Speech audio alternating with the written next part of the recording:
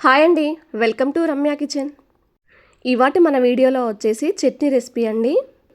Chennai famous original Murugan chutney secret చెప్పబోతున్నానండి ఈ వీడియోలో మీకు. ఈ చట్నీ దోశలోకైనా, ఇడ్లీలోకైనా, వడలోకైనా కూడా చాలా బాగుంటుందండి. ఈ చట్నీకి పల్లీలు కానీ, నువ్వులు కానీ, పుట్నాలు కానీ ఏమీ లేకుండానే ఈ చట్నీ ప్రిపేర్ చేసుకోవచ్చండి. ఈ చట్నీ ఒకసారి టేస్ట్ చూస్తే మీరు మళ్ళీ మళ్ళీ చేస్తారండి, అంత బాగుంటుంది ఈ చట్నీ. ఎలా తయారు చేయాలో ఇప్పుడు ప్రాసెస్ ఏంటో చూద్దామండి మనము.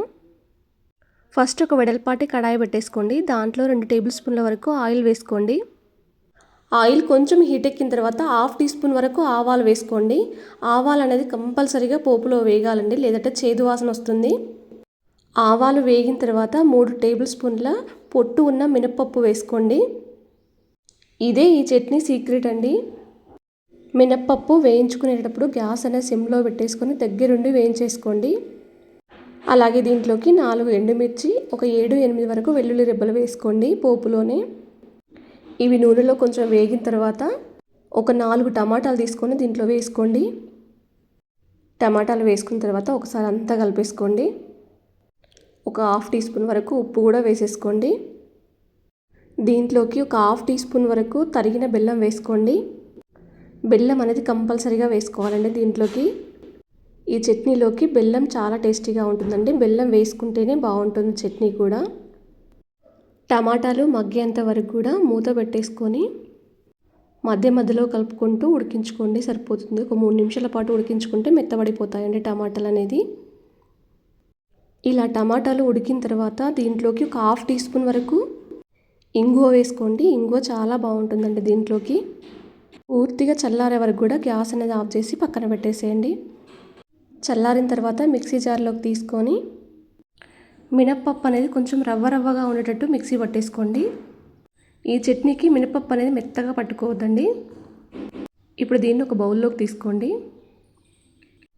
ఇప్పుడు అదే మిక్సీ జార్లో కొద్దిగా వాటర్ పోసుకొని నేను ఇందులో పోసుకుంటున్నానండి. మీరు దోశలోకి అయితే కొంచెం థిక్గా ఉంచుకోండి. నేను ఇడ్లీలోకి చేస్తున్నాను కాబట్టి కొంచెం వాటర్ లాగా చేసుకుంటున్నానండి. ఈ చట్నీ పోపు కోసం అని చిన్న కడాయి పెట్టేసుకోండి. దాంట్లో ఒక 2 టేబుల్ స్పూన్ల వరకు ఆయిల్ వేసుకోండి. ఆయిల్ హీట్ ఎక్కిన తర్వాత ఒక 1 టేబుల్ స్పూన్ వరకు ఆవాలు వేసేసుకోండి పోపులోనే. ఈ చట్నీలోకి జీలకర్ర కానీ, ఎండుమిర్చి కానీ ఏవి పోపుకి వేయద్దండి. ఓన్లీ ఆవాలు, చిన్నగా తరిగిన కొత్తిమీర ఒక 1 టేబుల్ స్పూన్ వరకు వేసేసుకోండి, సరిపోతుంది. ఇప్పుడు అదే వేడితో తీసుకొచ్చి పోపు అంతా ఇందులో కలిపేసేయండి. ఎప్పుడు పల్లీలు, నువ్వులు, పుట్నాలు ఇలా వాటితోనే కాకుండా ఇలా ట్రై చేయండి, చాలా బాగుంటుందండి ఈ చట్నీ అనేది. మనకు చేయడం కూడా సింపుల్గానే అయిపోతుందండి. మీరు దోశలోకి అయితే కొంచెం వాటర్ తక్కువగా పోసేసుకోండి. ఇడ్లీలోకి అయితే ఇలా కొంచెం వాటర్ లాగా ఉంటే సరిపోతుందండి. వడలోకి కూడా ఇలా ఉంటే సరిపోతుంది. నేనైతే ఇలా ఇడ్లీలోకి చేశానండి, వాటర్ లాగా కొంచెం. ఎప్పుడు పల్లీ చట్నీ అంటే కూడా బోరు కొడుతుంది, ఒకసారి ఇలా ట్రై చేయండి, చాలా బాగుంటుందండి ఈ చట్నీ. ఇలా సింపుల్గా చెన్నై హోటల్ స్టైల్లో మురుగన్ చట్నీ ఇంట్లో తయారు చేసుకొని పిల్లలకి చేసి పెట్టండి, ఇష్టంగా తింటారు. అలాగే ఈ వీడియో మీకు నచ్చినట్టయితే మీ ఫ్రెండ్స్కి, రిలేషన్కి షేర్ చేయండి. ఒకవేళ మీరు ఈ చట్నీ ట్రై చేసేది ఉంటే ఎలా వచ్చిందో నాతో షేర్ చేసుకోవడం మాత్రం మర్చిపోవద్దండి. మీరు ఫస్ట్ టైం చూసే ఉంటే వెల్కమ్ టు రమ్య కిచెన్ ఛానల్ని సబ్స్క్రైబ్ చేసుకోండి. అలాగే పక్కనే ఉన్న బెల్ ఐకాన్ బటన్ కూడా నొక్కండి. నేను పెట్టే మరిన్ని వీడియోస్ కూడా మీకు ముందుగానే ఇన్ఫర్మేషన్ వస్తుందండి.